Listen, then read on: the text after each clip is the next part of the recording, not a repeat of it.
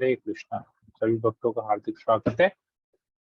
तो आज ये हमारा दूसरा दिन है जहाँ पर हम गीता ज्ञान, ईश्वर का विज्ञान के ऊपर में इसको हम पढ़ेंगे। तो हमने कल उसके ऊपर में इसका भूमिका पढ़ी, जिसमें भगवत गीता की स्तुति विश्व के महान पुरुषों ने, बहुत लोगों ने भगवत गीता की स्तुति की अलग अलग तरीके से। हरे कृष्णा प्रभु जी, दंडवत प्रणाम। और इसके अलावा भगवत गीता यथारूप, उसके बारे में भी बताया गया। भगवत गीता यथारूप क्यों, इतने सारे संस्करण हैं भगवत गीता में के पूरे विश्व में, भारत में भी बहुत हैं, तो क्यों हमको भगवत गीता यथारूप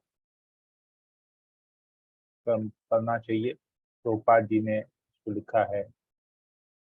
और तीसरा, कुरुक्षेत्र जो भी आज भी है वो एक काल्पनिक जगह नहीं है। भगवत गीता का ज्ञान या महाभारत एक काल्पनिक कथा नहीं है, पौराणिक कथा है, ऑथेंटिक है। हम जो भी शिक्षा लेंगे इस भगवत गीता को बेस करके, इस भगवत गीता के और भागवतम के बल पे इस शिक्षा को लेंगे। तो आज हम इसका प्रथम अध्याय पढ़ेंगे, मैं कौन हूँ। तो आप में से कोई इसको पढ़ लेगा। आप लोगों को स्क्रीन में क्लियर है और थोड़ा सा बड़ा करना है, पढ़ पाएंगे?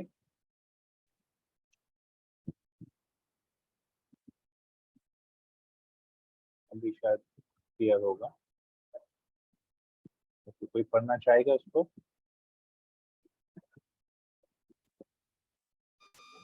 प्रभु जी मैं पढ़ूं? हरे पढ़ कृष्णा। लीजिए। हरे कृष्ण। अर्जुन की मैं कौन हूँ, अर्जुन की दुविधा। भगवत गीता का ज्ञान भगवान कृष्ण ने अर्जुन को कुरुक्षेत्र के युद्ध के मैदान में दिया था, जो महान महाकाव्य महाभारत कौरवों और पांडवों के बीच की लड़ाई का एक हिस्सा है। भगवत गीता के पहले अध्याय कुरुक्षेत्र के युद्ध स्थल में सैन्य निरीक्षण में दुर्योधन अपने गुरु द्रोणाचार्य को सेना के दोनों पक्षों के योद्धाओं का वर्णन कर रहा था। श्री कृष्ण ने अर्जुन के निर्देश पर दोनों दलों के बीच में रथ को लाकर खड़ा कर दिया। अर्जुन ने वहां पर दोनों पक्षों की सेनाओं के मध्य में अपने चाचा, ताऊजी, पितामहों, गुरुओं, मामाओं, भाइयों और पुत्रों, पौत्रों, मित्रों, ससुरों और शुभचिंतकों को भी देखा। जब अर्जुन ने मित्रों तथा संबंधियों की इन विभिन्न श्रेणियों को देखा तो वह करुणा से अभिभूत हो गया और उसके शरीर के अंग कांपने लगे और उसका मुंह सूख गया। उसका सिर चकराने लगा और उसे केवल अमंगल के कारण दिख रहे थे। आखिरकार अर्जुन ने अपना धनुष तथा बाण एक ओर रख दिया और शोक संतप्त चित्त से रथ के आसन पर बैठ गया। जब भगवान कृष्ण ने अर्जुन को इस भ्रमित स्थिति में देखा तो करुणावश उन्होंने भगवत गीता का ज्ञान देने का फैसला किया। इस सर्वोच्च ज्ञान का केंद्र बिंदु अपने निर्धारित कर्तव्यों का पालन करना था। महत्वपूर्ण बात यह है कि न तो भगवान ने अर्जुन को युद्ध करने के लिए उकसाया और न ही उन्होंने अर्जुन को संन्यास ग्रहण जीवन स्वीकार करने का निर्देश दिया, क्योंकि अर्जुन एक शासक क्षत्रिय था। उसका स्वधर्म युद्ध करना था और श्री कृष्ण ने उसे केवल इस कर्तव्य का पालन करने का उपदेश दिया। दूसरे अध्याय में भगवान कृष्ण भगवत गीता का उपदेश देना प्रारंभ करते हैं। सर्वप्रथम ज्ञान हमारी अपनी वास्तविक स्थिति को भूल जाने के कारण अर्जुन असमंजस में था और युद्ध किए जाए या नहीं। इसी तरह हमारे दैनिक जीवन में भी कई कठिनाइयां जनक परिस्थितियां आती हैं। हम ये निर्णय लेने में असफल होते हैं कि क्या करना चाहिए और क्या नहीं करना चाहिए। यही हमारी बेचैनी का मुख्य कारण बनता है। हरे कृष्णा। तो हरे कोई और कृष्णा। पढ़ लेगा इसको आगे? हरे कृष्णा प्रभु जी। हरे कृष्णा। पढ़ लीजिए। मैं पढ़ू प्रभु जी? हाँ, पढ़ लीजिए। मेरा वास्तविक परिचय। मैं अपना परिचय भूल गया हूँ। यह कथन कई लोगों को आश्चर्यजनक लग सकता है और किसी के मन में तत्काल एक प्रश्न आता है, क्या मैं नहीं जानता कि मैं कौन हूँ? जब किसी से पूछा जाता है तुम कौन हो, तो सामान्यतः वे कहते हैं मैं मनुष्य हूँ, मैं एक पुरुष, महिला हूँ, मैं एक व्यवसायी, राजनेता, वैज्ञानिक, इंजीनियर इत्यादि हूँ। उपरोक्त सभी उत्तर गलत हैं। क्यों? आइए इसे एक उदाहरण से समझने का प्रयास करते हैं। मान लीजिए मैं कहता हूं मैं एक मनुष्य हूं और मेरी उम्र 30 वर्ष है, तो क्या मैं इस 30 वर्षों के पूर्व भी एक मनुष्य था? क्या मैं 50 वर्षों के बाद भी मनुष्य बना रहूंगा? इससे हम क्या समझते हैं? यह कि मैं पिछले 30 वर्षों से इस मनुष्य शरीर को धारण किए हूं और अगले 50 वर्षों तक इसी मनुष्य शरीर में रहूंगा। एक समय ऐसा आएगा कि यह शरीर नष्ट हो जाएगा या इसका अस्तित्व समाप्त हो जाएगा, किंतु मेरा अस्तित्व शाश्वत है, मैं यह शरीर नहीं हूँ। यह भगवत गीता 2.12 में भगवान कृष्ण द्वारा अर्जुन को दिया गया प्रथम ज्ञान है। न ते वे हाहम जातु नासम न त्वम नेवे नेमे जनाधिपाः न चैव न विश्यामः सर्वे वयमतः परम। अनुवाद, ऐसा कभी नहीं हुआ है कि मैं न रहा हूं या तुम न रहे हो अथवा ये समस्त राजा न रहे हो, और न ऐसा है कि भविष्य में हम लोग नहीं रहेंगे। इसका अर्थ है कि इस मनुष्य शरीर को प्राप्त करने से पूर्व मैं एक अलग शरीर में था। वह शरीर किसी पशु, पक्षी, देवता, मनुष्य आदि का हो सकता है। इसलिए हम जिस शरीर में हैं, हम उस शरीर के साथ अपनी पहचान बनाते हैं, जो कि अस्थायी और मिथ्या है। क्यों? भगवत गीता 2.22 में शरीर की तुलना एक वस्त्र से की गई है। वासांसी जीर्णानि यथा विहाय नवानि गृहाति नरोपराणि तथा शरीराणि विहाय जीर्णा नन्यानि संयाति नवानि देहि। अनुवाद, जिस प्रकार मनुष्य पुराने वस्त्रों को त्याग कर नए वस्त्र धारण करता है, उसी प्रकार आत्मा तथा पुराने तथा व्यर्थ के शरीरों को त्याग कर नवीन भौतिक शरीर धारण करता है। अणु आत्मा द्वारा शरीर का परिवर्तन एक है। आधुनिक विज्ञानी जन तक जो आत्मा के अस्तित्व पर विश्वास नहीं करते, पर साथ ही हृदय से शक्ति साधन की व्याख्या भी नहीं कर पाते, उन परिवर्तनों को स्वीकार करने को बाध्य है जो बाल्यकाल से कौमार्यावस्था और फिर तरुणावस्था तथा वृद्धावस्था में होते रहते हैं। वृद्धावस्था से यही परिवर्तन दूसरे शरीर में स्थानांतरित हो जाता है। विष्णु पुराण में जीवों के 84 लाख योनियों के बारे में बताया गया है। जलसा नव लक्षाणी स्थावरा लक्ष्य विसंति क्रमयो रुद्र संख्यका पक्षिणानाम 10 लक्षणम त्रिशल्कछाड़ी पशव चतुर्लक्षाड़ी मानुषा।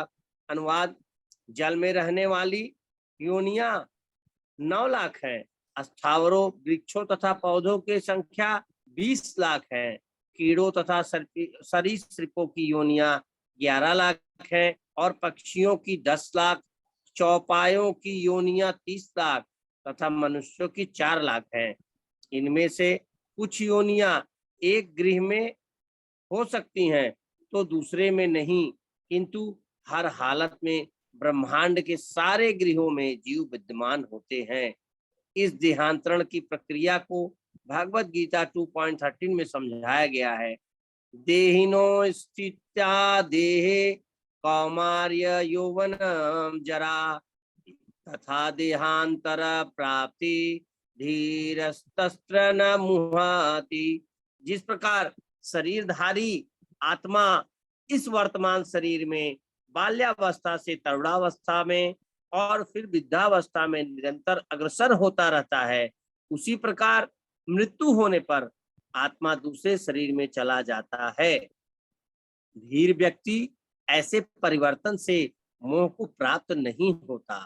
प्रत्येक जीव एक व्यष्टि आत्मा है वह प्रति क्षण अपना शरीर बदलता रहता है, कभी बालक के रूप में, कभी युवा, कभी वृद्ध पुरुष के रूप में, तो भी आत्मा वही रहता है, उसमें कोई परिवर्तन नहीं होता।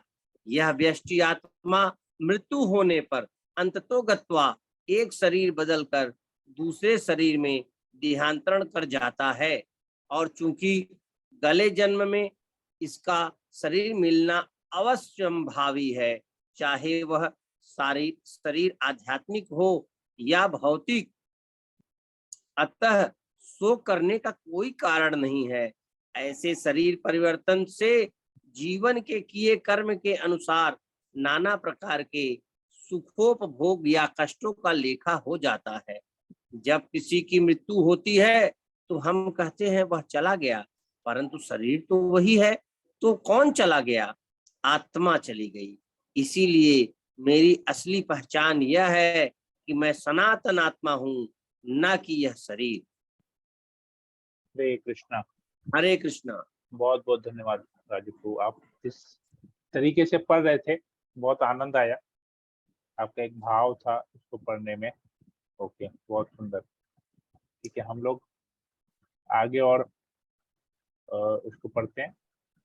और कोई थोड़ा पढ़ना आवाज चाहेगा? बहुत स्लो है आवाज पर।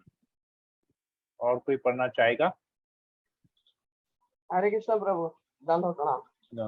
हम पढ़ आत्मा का ज्ञान। श्री कृष्ण भगवत गीता 2 अध्याय 23 श्लोक में कहते हैं कि सारे हथियार, तलवार, अग्न्यास्त्र, वर्षा के अस्त्र, चक्रवात आदि आत्मा को मारने में असमर्थ होते हैं। नैनम छिन्दन्ति शस्त्राणि, नैनम दहति पावका, न चैन कलेदय, न तयोपि न शोषयति मारुत। अनुवाद: यह आत्मा न तो कभी किसी शास्त्र द्वारा खंड खंड किया जा सकता है, न अग्नि द्वारा जलाया जा सकता है, न जल द्वारा भिगोया जा या वायु द्वारा सुखाया जा सकता है। ऐसा क्यों? क्योंकि आत्मा शाश्वत है, जैसा कि भगवत गीता में पुष्टि की गई है। न जायते म्रियते वा कदाचित् कदाचि नान्यं भुक्त्वा भावेते वा न भूयया, यज्ञो नित्य शाश्वत्यं पुराणो न हन्नते हन्नमाने शरीरा। अनुवाद: आत्मा के लिए किसी भी काल में ना तो जन्म है ना मृत्यु। वह न तो कभी जन्मा है, न जन्म लेता है और न जन्म लेगा। वह अजन्मा, नित्य, शाश्वत तथा पुरातन है। शरीर के मारे जाने पर वह मारा नहीं जाएगा। शरीर के 6 प्रकार के रूपांतर होते हैं। वह माता के गर्भ से जन्म लेता है, कुछ काल तक रहता है, बढ़ता है, कुछ परिणाम उत्पन्न करता है, धीरे धीरे क्षीण होता है और अंत में समाप्त हो जाता है। किंतु आत्मा में ऐसे परिवर्तन नहीं होते। आत्मा अजन्मा है, किंतु चूंकि यह भौतिक शरीर धारण करता है, अतः शरीर जन्म लेता है। आत्मा ना तो जन्म लेता है ना मरता है। आत्मा की उपस्थिति का हरे कृष्णा। प्रमाण। हरे कृष्णा। कोई और पढ़ लेगा?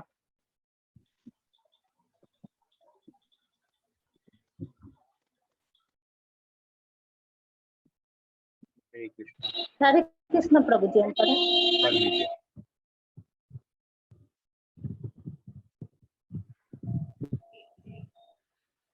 आत्मा की उपस्थिति का प्रमाण। शरीर के किसी अंग में दर्द होने पर उसे ठीक करने के लिए औषधि ली जाती है। यह अशुद्धि हालांकि पेट में जाती है। या अशुद्धि, ये हो गया प्रभु जी, औषधि होगा क्या? अशुद्धि हालांकि पेट में जाती है, किंतु यह पूरे शरीर में अपना प्रभाव फैलाती है और राहत देती है। इसी प्रकार आत्मा की यह धारा, विद्युत धारा, सारे शरीर में चेतना के रूप में अनुभव की जाती है और यही आत्मा के अस्तित्व का प्रमाण है। किंतु चेतना की यही व्याप्ति किसी के शरीर तक ही सीमित रहती है। एक शरीर के सुख और तथा दुख का बोध दूसरे शरीर को नहीं हो पाता। फलतः प्रत्येक शरीर में व्यष्टि आत्मा है और इस आत्मा की उपस्थिति का लक्षण व्यष्टि चेतना द्वारा परिलक्षित होता है। सामान्य से समान व्यक्ति भी समझ सकता है कि यह भौतिक शरीर चेतना रहित होने पर मृतक हो जाता है और शरीर में इस चेतना को किसी भी भौतिक उपचार से वापस नहीं लाया जा सकता। अतः यह भौतिक संयोग के फल स्वरूप नहीं है, अपितु आत्मा के कारण है। भागवत गीता 13.34 में इसे सूर्य की उपमा में समझाया गया है। यथा प्रकाश कृत्वंतालोकमिमं रवि क्षेत्रम क्षेत्री तथा प्रकाशति भारत। अनुवाद, हे भारत पुत्र, जिस प्रकार सूर्य अकेले सारे ब्रह्मांड को प्रकाशित करता है, उसी प्रकार शरीर के भीतर स्थित एक आत्मा सारे शरीर को चेतना से प्रकाशित करता है। जिस प्रकार सूर्य एक स्थान पर स्थित रहकर ब्रह्मांड को अलौकिक करता है, उसी तरह आत्मा सूक्ष्म रूप कण शरीर के हृदय में स्थित रहकर चेतना द्वारा शरीर को अलौकिक करता है। इस प्रकार चेतना की आत्मा का प्रमाण है। जिस तरह धूप या प्रकाश सूर्य की उपस्थिति का प्रमाण होता है। जब शरीर में आत्मा वर्तमान रहता है तो सारे शरीर में चेतना रहती है, किंतु जो ही शरीर से आत्मा चला जाता है त्यों ही चेतना तुरंत लुप्त हो जाती है। इसे बुद्धिमान व्यक्ति सुगमता से समझ सकता है। अतएव चेतना पदार्थ के संयोग से नहीं बनी होती, यह जीव का लक्षण है। हरे आत्मा कृष्णा। का आकार। और कोई पढ़ लेगा? हरे कृष्ण। हरे कृष्णा। भावना, जी। हम पढ़े प्रभु। मीना गुप्ता माता जी, आप पढ़ लीजिए। आत्मा का आकार। कोई कह सकता है कि मैं आत्मा के अस्तित्व में विश्वास नहीं करता, व्यक्ति में इस देख नहीं सकता, वह स्वाभाविक है। इसके साथ ही और भी बहुत सी चीजें हैं जो दिखाई नहीं देती, परंतु वह है, नहीं देख सकता है लेकिन वह मौजूद है। किसी प्रकार मन और बुद्धि की उपस्थिति की स्वीकार किया जाता है। आत्मा की, आपका एक लाइन मिस हो गया माता जी, कोई मन को नहीं देख पाता, तीसरा लाइन। सॉरी, कोई मन को नहीं देख पाता, इसका महत्व वह नहीं है कि वह मौजूद नहीं है। इसी तरह कोई बुद्धि को नहीं देख सकता लेकिन वह मौजूद है। जिस प्रकार मन और बुद्धि की उपस्थिति की स्वीकार किया जाता है, आत्मा की उपस्थिति को भी स्वीकार नहीं सही है। श्वेताश्वर उपनिषद 5.9 आत्मा के आकार का वर्णन करता है। बलास्वस्था भाग्य सतोध्या कल्पिस्य च भोगी जीवन विद्येश न चान्यान कल्पते। अनुवाद, यदि बाल के अग्रभाग में 100 भाग में भाग के 100 भागों की विभाजित किया जाए फिर इनसे प्रत्येक भाग के 100 भागों की विभाजित किया जाए तो इस तरह के प्रत्येक भागों की भाव आत्मा का परिणाम है। इस प्रकार आत्मा का प्रत्येक कण भौतिक परमाणु से भी छोटा है और किसी भी तरह से नहीं देख जा सकता। आत्मा ठीक है, हरे कृष्णा। ओके, और कोई पढ़ लेगा? धन्यवाद माता जी। और कोई पढ़ लेगा?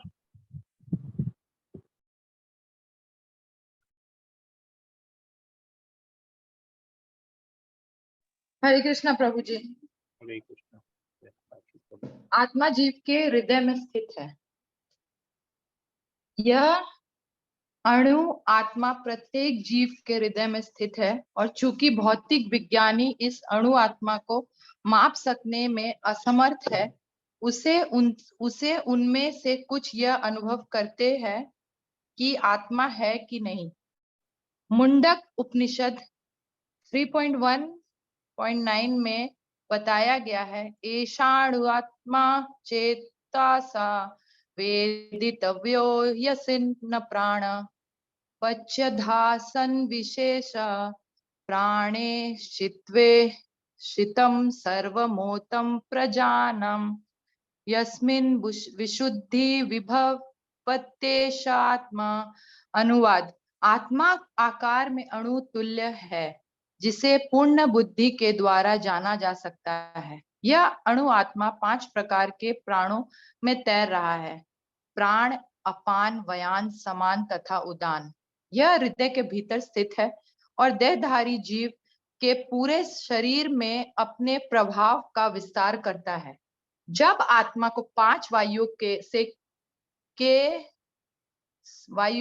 के कल्मश से शुद्ध कर लिया जाता है तो इसका आध्यात्मिक प्रभाव प्रकट होता है। आत्मा शरीर हरे के कृष्णा। ओके, हाँ ठीक है, हम लोग आज यहीं तक स्टॉप करते हैं। बहुत सारे मिस्टेक्स हैं, मुझे अभी पता चला। जी टाइपिंग जी मिस्टेक प्रभु, बहुत जी सारे प्रभु। हैं। हाँ बहुत ठीक सारे है, हैं अभी प्रभु। अभी ओके, अच्छा 2 ही पेज है, कर लेते हैं इसको। ओके ठीक है, कोई पढ़ लेगा? सुलेखा ओके, 2 ही जायसवाल पेज माता है। जी। Okay, Bhavna, you would like to read?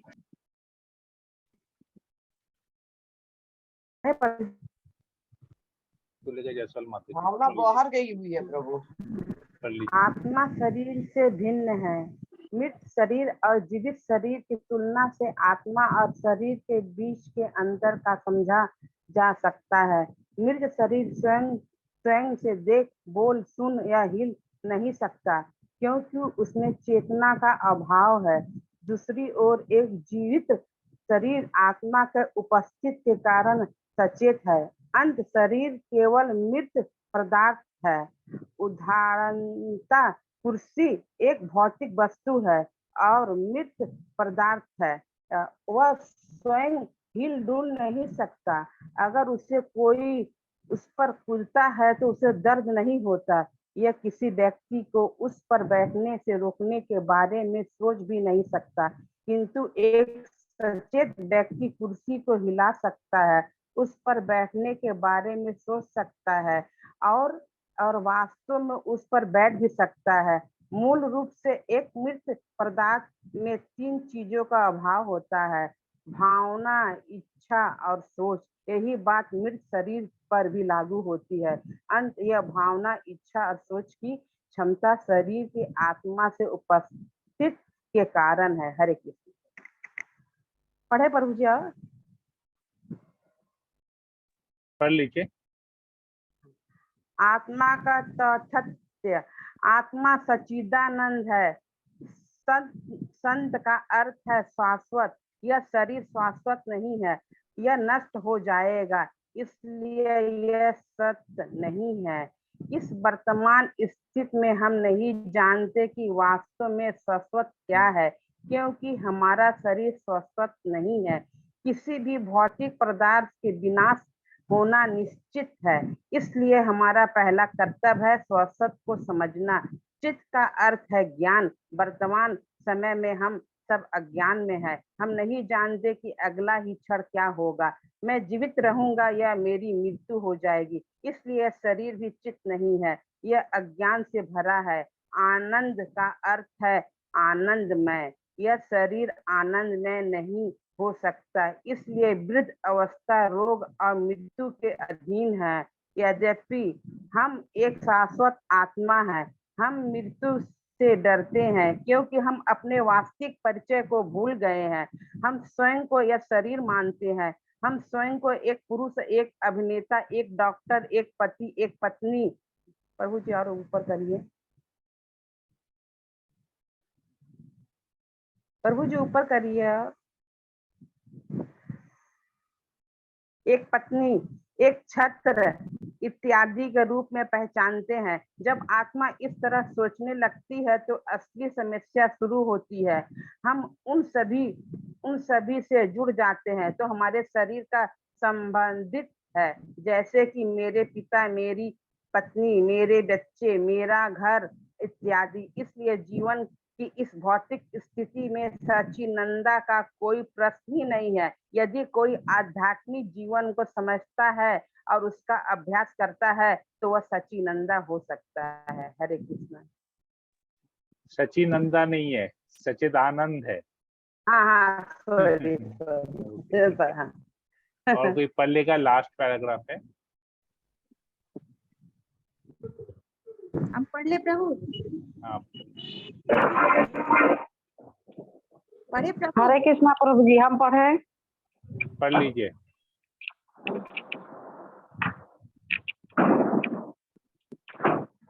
पिंजरे को साफ करना। श्रील प्रभुपाद अक्सर पिंजरे में बंद पक्षी का उदाहरण देते हैं। यदि कोई केवल पिंजरे को साफ करता है लेकिन पक्षी को कोई भोजन नहीं देता है तो पक्षी कभी खुश नहीं होगा। इसी तरह भौतिक शरीर आत्मा का पिंजरा है और अगर हम केवल शरीर की परवाह करते हैं तो आत्मा कभी खुश नहीं होगी। हम शरीर की जरूरतों का ख्याल तो रख रहे हैं लेकिन आत्मा और उसकी जरूरतों के बारे में हमें कोई जानकारी नहीं है।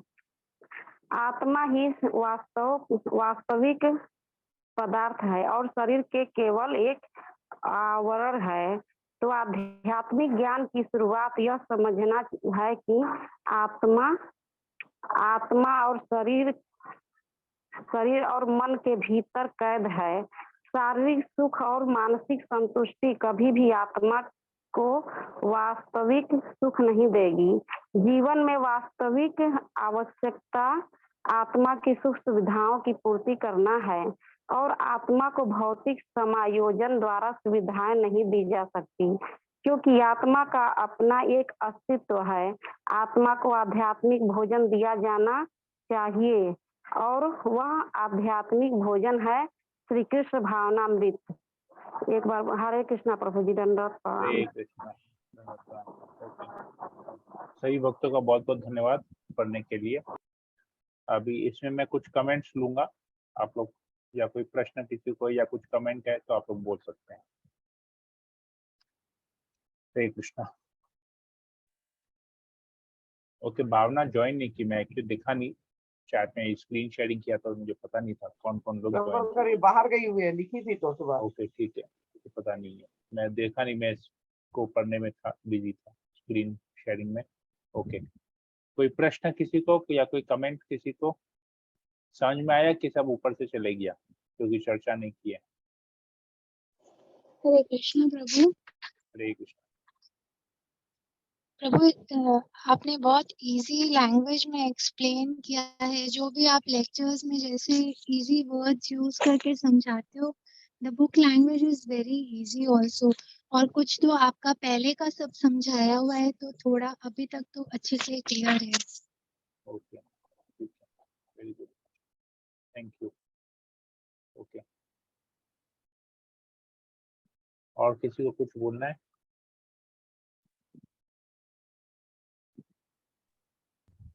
हरे कृष्णा प्रभु जी। हरे कृष्ण। प्रभु जी, भावना भाभी जी ने बिल्कुल सही कहा कि आपने जो जैसे समझाते हैं ना बिल्कुल इजी लैंग्वेज में कि कोई क्वेश्चन होता है या कोई पैराग्राफ होता है तो उसको पूरा डिटेल में आप डीप में बता देते हैं, तो वो पूरा उसमें ही मतलब कि समझ में आ गया कि कितना क्या है, कैसे है और कैसे मतलब कि इतनी इजीली हम लोग समझ सकते हैं। और बुक का बहुत ही मतलब कि ऐसी तरीका है कि एक कोई लैंग्वेज है और दूसरी वो तस्वीरें हैं जो तस्वीरों से लोग बहुत इजीली समझ सकते हैं। प्रभु जी बहुत ही अच्छे तरीके से उनकी व्याख्या की है प्रभु जी। राजू प्रभु, आप कुछ बोलना चाहते थे? हरे कृष्णा प्रभु जी, ये तो बुक हम लोग पढ़ चुके हैं प्रभु जी ना। ओके, पढ़ चुके हैं। पिंजरे- प्रभुपाद के तात्पर्य अनुवाद से सब कुछ लिया गया है, मैक्सिमम वहीं से लिया गया है, कुछ कुछ हमने अपने शब्दों में लिखा है। प्रभुपाद के अलग अलग जगह से, कुछ यहाँ से, कुछ वहां से, कुछ वहां से, कुछ वहां से लेके एक जगह हमने लाके रखा है। सीक्वेंस नहीं मिलेगा, हमने सीक्वेंस को इधर उधर किया है थोड़ा सा समझने के लिए एक एक चीज को। इसलिए देखेंगे कहीं पर 23 नंबर श्लोक है, फिर 20 नंबर श्लोक आ रहा है, फिर 19 आ रहा है, फिर तीसरे अध्याय का चले जा रहा है, फिर 5वें अध्याय का चले जा रहा है, ऐसे हो रहा है। तो हमने गीता के अलग अलग जगह से टॉपिक रिलेटेड हमने उसको वैसे किया है, ऊपर नीचे आगे पीछे किया है उसको। जी, जैसे पिंजरे वाली जो है एग्जाम्पल है प्रभु जी वाला। पिंजरे वाला एग्जाम्पल हाँ, लेकिन उसको फिर इसलिए भी हमने प्रभु जी लास्ट में बिल्कुल रखा, उसको कंक्लूड करने के लिए रखा कि हम शरीर नहीं आत्मा है, हम लोग शरीर का पहले तो कंक्लूड हो गया कि हम आत्मा है, लेकिन हम शरीर का ध्यान नहीं कर रहे हैं। हम शरीर का ध्यान कर रहे हैं, आत्मा के बारे में केयर नहीं कर रहे हैं। वो कंक्लूड करना था मुझे, इसीलिए वैसे पिंजरे का लेकिन एग्जाम्पल लास्ट में दिया। प्रभु जी इसमें स्टेप बाय स्टेप जो भी मुझे बताई है चीजें, वो समझ में नहीं आता कि अलग अलग जगह से ली हुई है। वो स्टेप बाय स्टेप ही मुझे समझ में आ रहा है, बहुत अच्छे से समझ में आ रहा है। ये ऐसी आगे पीछे है, आगे पीछे से करके हाँ उसको उस तरीके से अरेंज किया गया है हाँ, वैसा, लेकिन लग नहीं रहा। अलग तरीके से अरेंज किया गया है। ओके ठीक है। और किसी को कुछ मतलब, मेरा कहने का मतलब ये है, पूछने का मतलब ये है कि अगर ये हम किसी को भी दें पढ़ने के लिए, किसी भी साधारण व्यक्ति को दे पढ़ने के लिए जो जिसको कृष्ण भावनामृत के बारे में कोई ज्ञान नहीं है, वो समझ पाएगा कि नहीं? मेरा सबसे बड़ा प्रश्न ये है कि वो समझ पाएगा कि जब कोई इसको पढ़ता है तो उसको समझ में आएगा कि नहीं? ये सबसे बड़ा मेरा मन में है। तो उसी को सोच के हमने बनाया है कि भाई नए लोगों मतलब जिनको कुछ आइडिया नहीं है, बस ये पढ़ेंगे, उनको देंगे हम, ये पढ़िए आप। पढ़ने के बाद उनका कंसेप्ट क्लियर होगा कि नहीं, समझ में आएगा कि नहीं। मतलब इसमें समझाने के लिए कुछ नहीं है मेरे पास। हम किसी को बुक दे दिए, भाई अब तुम बुक पढ़ो और समझो। जैसे भगवत गीता हमको समझाना पड़ता है, भगवत गीता हमको समझाना पड़ता है, श्लोक को और ये वो सब कुछ डीप में जाना पड़ता है। पर यहाँ पर जिस तरीके से हमने दिया कि अगर पढ़ के कोई समझ लाए, मतलब मुझे कुछ समझाने का जरूरत नहीं है। ऐसा संभव है कि नहीं है, ये मेरा जी क्वेश्चन। प्रभु, हाँ एकदम है प्रभु इस जी, बुक में। समझ आएगा एकदम। न्यू कोई नया है ना, वो कभी भगवत गीता पढ़ा वढ़ा नहीं है, तो वो आराम से समझ जाएगा समझ आराम से। पाएगा। एकदम प्रभु जी इजी वे में आप जैसे समझाए हैं।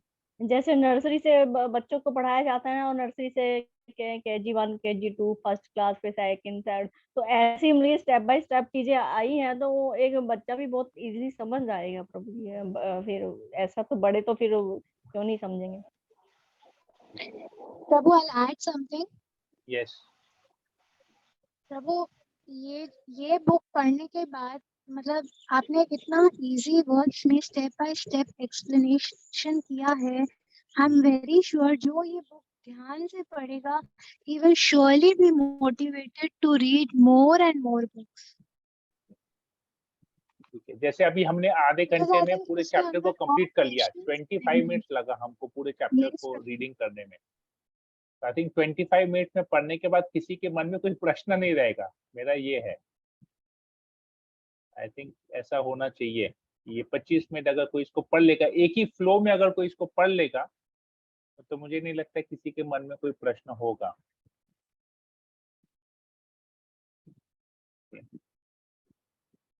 ठीक है, ठीक है। बहुत बहुत धन्यवाद सभी भक्तों का। अभी स्पेलिंग मिस्टेक बहुत जगह है, बहुत सारा स्पेलिंग मिस्टेक था। मुझे पता नहीं किसी ने उसको नोट किया कि नहीं किया। मुझे वापस से नहीं, बैठ के पढ़ना वो पड़ेगा शुरू और वाला सब जगह option मार्क था। करना पड़ेगा क्या है नहीं है। ठीक है, तो मुझे बैठ के सब चेंज करना पड़ेगा। देखता हूँ आज रात से बैठ के चेंज करना पड़ेगा, नहीं तो फिर रह जाएगा, कहीं ना कहीं स्किप हो जाएगा वो। ठीक है, बहुत बहुत धन्यवाद सभी भक्तों को, बहुत बहुत। तो हम लोग कल फिर इसको और आगे जाएंगे दूसरे अध्याय में। तो पहला अध्याय था मैं कौन हूँ, हु एम आई, और इसमें आया निष्कर्ष ये निकला कि मैं शरीर नहीं आत्मा हूँ, शाश्वत आत्मा हूँ। भूत प्रेत वाला आत्मा नहीं हूँ जो दूसरे के शरीर में जाके घुस के उनको परेशान करेंगे। मैं एक शाश्वत आत्मा हूँ। शाश्वत आत्मा हूँ। ओके, ठीक है। तो ये कंक्लूजन आया। और दूसरा कि हम इस शरीर को देख रेख कर रहे हैं, आत्मा को इग्नोर कर रहे हैं। तो हम जितना भी कर लें शरीर को, ये पिंजरे के साफ करने जैसा है। अगर हम आत्मा को नहीं देखेंगे तो पिंजरे के अंदर जो पंछी है वो खत्म हो जाएगा। हम खाली पिंजरे साफ करने से पंछी का देख रेख नहीं होगा। तो आत्मा शरीर का देख रेख से नहीं होगा, आत्मा को भी हमको भोजन देना जरूरी है। तो ये आत्मा का भोजन क्या है, हम लोग आगे इसको, जैसे कंक्लूड था कि कृष्ण भावनामृत है, और कैसे कृष्ण भावनामृत है इसको हम लोग आगे फिर और डिटेल में इसको करेंगे। हरे कृष्णा।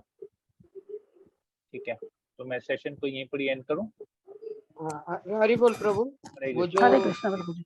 हरे कृष्ण प्रभु, वो हाँ, आपका प्रभु रिकॉर्डिंग बोलिए। बंद करिए। हरे कृष्णा, हरे कृष्णा, हरे कृष्णा, हरे कृष्णा, कृष्ण कृष्ण हरे हरे, हरे राम राम राम राम हरे हरे। राम हरे हरे। वंशाकल्पतरुभ्यश्च कृपा सिन्धुभ्यैव च पतितानां पावनेभ्यो वैष्णवेभ्यो नमो नमः। समेत भक्तवृंद की जय। जगत गुरु श्रील प्रभुपाद की जय। हरे